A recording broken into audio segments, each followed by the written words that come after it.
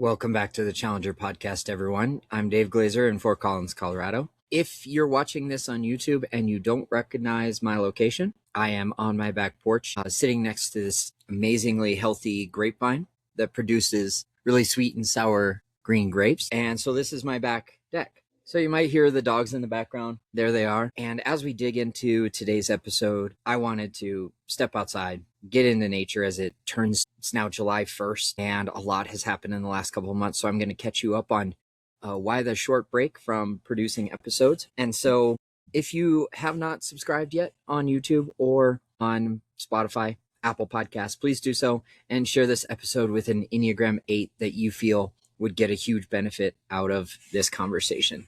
Today, we are talking about the power struggle and the power dynamic that I briefly mentioned on last episode. So the Enneagram 8 power struggles and the leadership lesson I didn't see coming. After 2 full months in a new strength and conditioning role, here's what I've learned about how myself as an Enneagram 8 has a relationship with power. And honestly, it wasn't what I expected at all. When I started this job, I was super excited, really excited actually. And after 5 months of unemployment, countless interviews, questioning whether I was still good enough, tying that to my own personal self-worth. And then suddenly I was back to doing what I used to do, which is coaching athletes, building their confidence, teaching them movement, helping young people become stronger and better performers on and off the ice. I walked into that first week with energy, purpose, a plan. And if I'm being completely honest with you and myself, I walked in believing enthusiasm would be contagious. Instead, I met a lot of resistance. Not because the athletes are bad kids, not because they lack discipline, although that's what I perceived it as.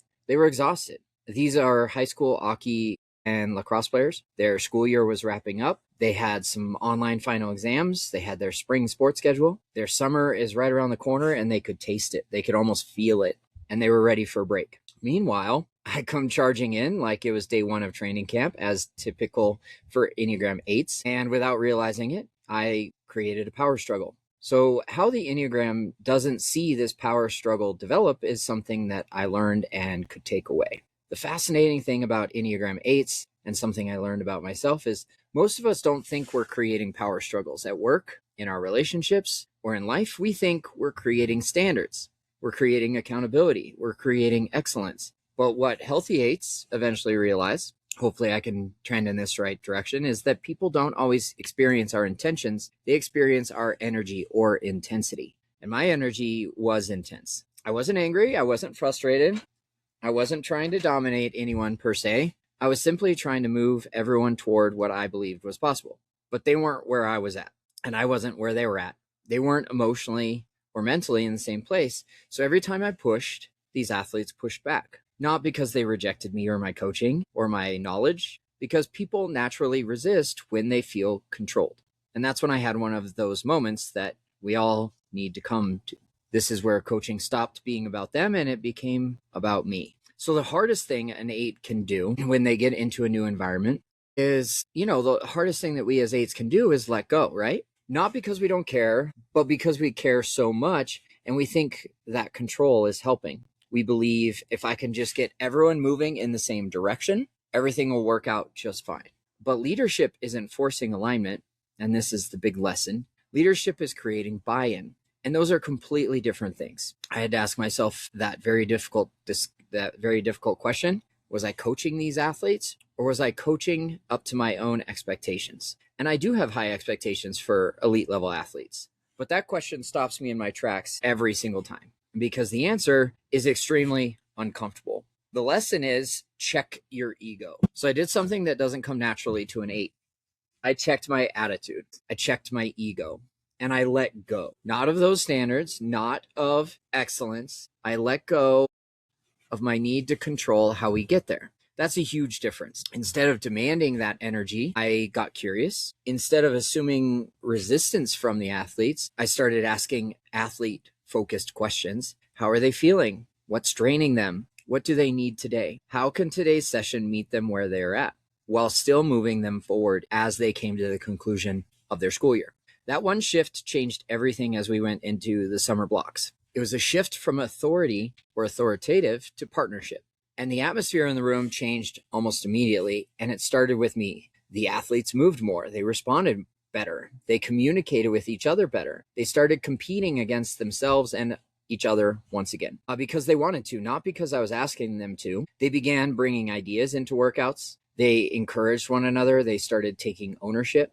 But here's what surprised me the most. Performance didn't suffer. It actually improved. Big, huge learning lesson, especially when it comes to psychologically safe athletes and their environments. They perform better. Athletes who feel seen are more willing to be coached. Athletes who trust their coach will push themselves farther than athletes who simply obey. And that realization completely changed how I think about leadership for this particular group. And what I learn helps me become a better and healthier version of myself. There's a misconception about us as Enneagram 8s.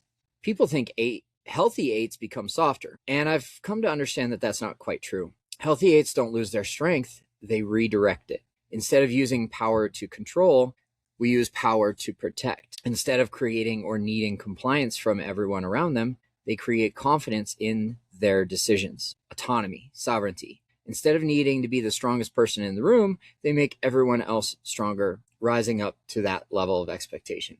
That's the transformation good coaches look for. Not power over people, empowerment of people.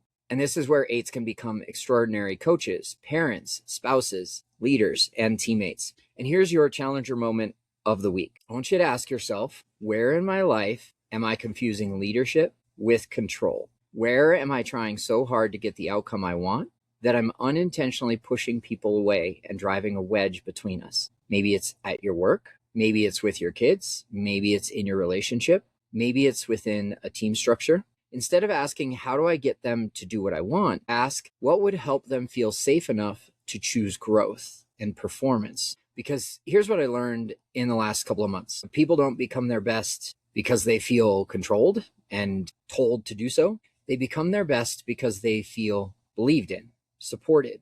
And as an 8, that might be the most powerful lesson we will ever learn. So as we close out this conversation, I want to also bring up another example of how this power struggle looks for myself in my own personal life.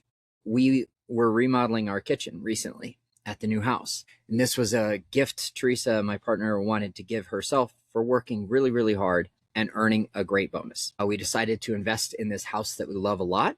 We're not going anywhere. And the kitchen previously was outdated and dysfunctional. The island was one of those early 2000s L-shaped zigzag pattern with like a high bar where you could stand at but not sit at, right? So we decided the conversation started with painting the cabinets. Okay, if we're going to paint the cabinets, which is, a good investment to make, we probably should do the island and update that as well. Well, we wanted to get the floors done as well because this carpet is old and the previous owners had a dog and we have 2 dogs. And what ended up happening is, we sought out 2 or 3 quotes. We got one about $45,000 that didn't include the floors. So we were like, now let's keep looking for a better value.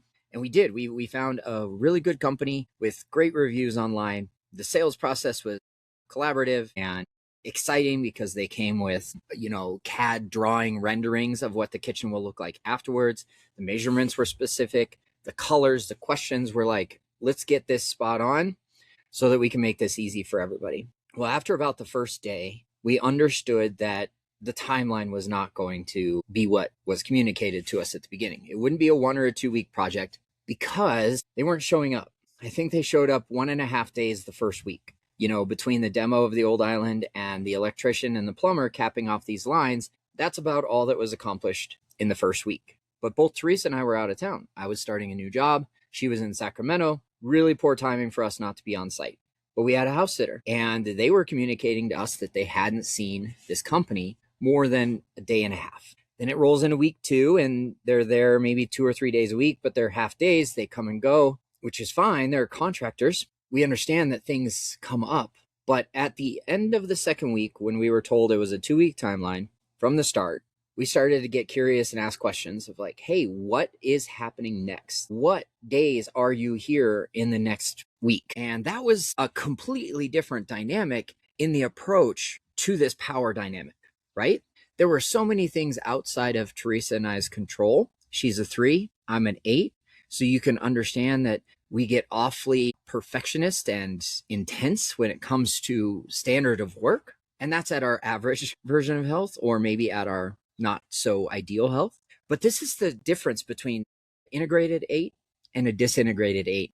I always led with curious questions of like, hey, the paint looks amazing. What is the timeline for the cupboard doors? Hey, the cabinets are in place. What is the timeline for the countertops? And each and every time that we reached out, oh, hopefully by next Monday, ideally by Wednesday. And these words, these passive tones that we were receiving back over text message that both Teresa and I had to seek out every single week was just not meeting our expectations. And the difference here is that, we had signed a contract. It's a big investment. We didn't want this company to just completely ghost us because we had paid a 50% deposit. And, as contractors go, we didn't know what to expect. And they could easily just say, hey, we've fulfilled 50% of the process. We have bigger projects to work on. We're just going to part ways at this point. And of course, nobody wants that.